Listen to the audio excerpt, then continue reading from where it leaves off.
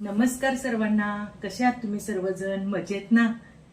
तर आज मी झणझणीत आणि चटपटीत अशी भाजी बनवणार आहे. ती महाराष्ट्रात अगदी प्रिय आहे, शेवभाजी. ती तुम्ही भाकरी बरोबर, चपाती बरोबर, नाहीतर पावाबरोबर पण खाऊ शकता. अशी झटपट बनणारी तुम्ही चला बघूया. कुणाकुणाला आवडते ते मला नक्की सांगा.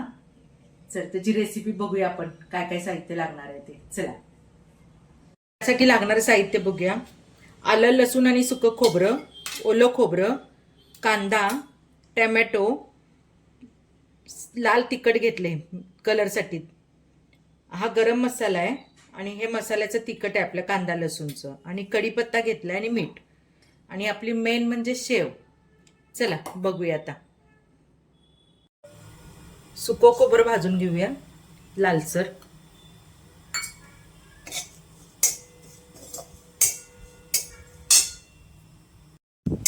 लाल झाले खोबरं, काढूया आपण हे आता.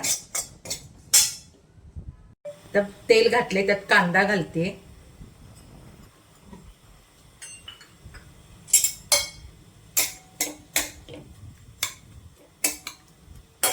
चांगला लालसर भाजून घ्यायचा.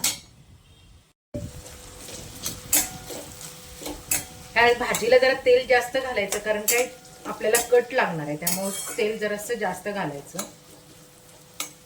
तेल हानिकारक आहे, पण कधी तर एखाद दिवस ठीक आहे.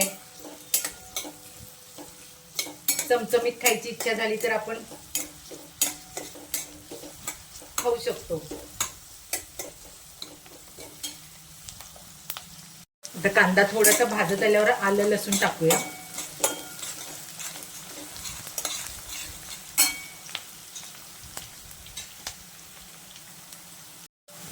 आता कांदा थोडा भाजत आलाय, ओलं खोबरं घालणार होत्यात. थोडं परतून घ्यायचं लालसर जरासं.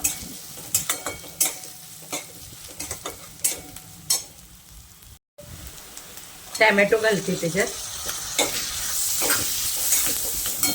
थोडंसं पाणी, तेल सुटूपर्यंत भाजायचं जरासं.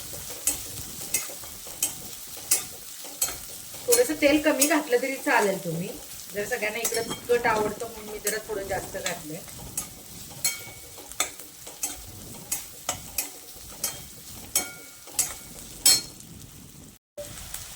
त्यातच मीठ घालणार आहे मी.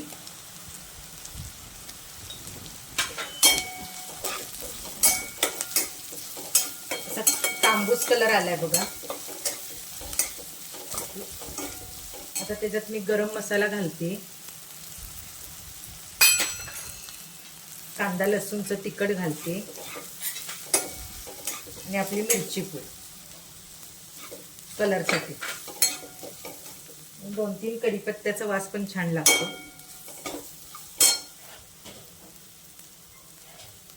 छान असेल बघा, छान कलर आलाय ना. ते गार झाल्यावर सुकं खोबरं भाजून घेतले ते पण घालते त्याच्यात. ते सगळं मिक्सरला बारीक करून घ्यायचंय आपल्याला.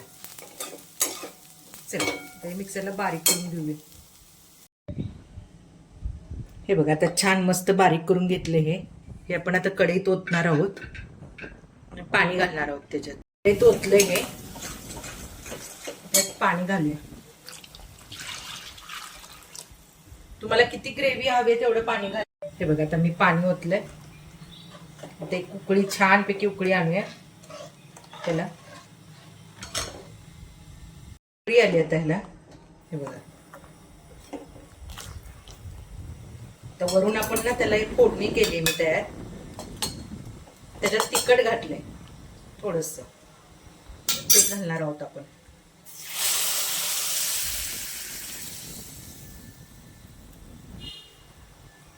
फोडणीत तिखट घातले आपलं लाल बेडगी मिरचीचं.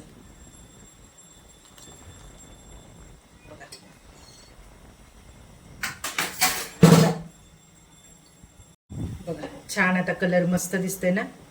गॅस बंद करूया आता. चला, आणि आता ह्याच्याबरोबर गरमागरम रस्स्याबरोबर शेव आणि कांदा लिंबू घालून भाकरी बरोबर खाऊया.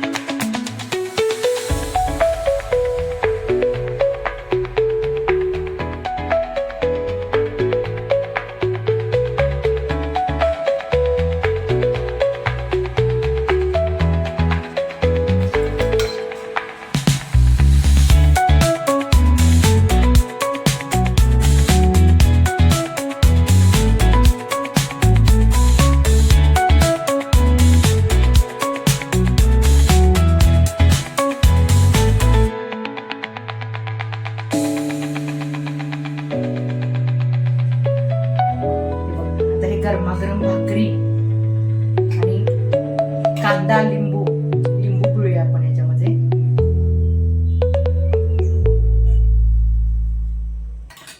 आता मी भाकरी बरोबर खाणार आहे, तुम्ही पण या सर्वजण. एक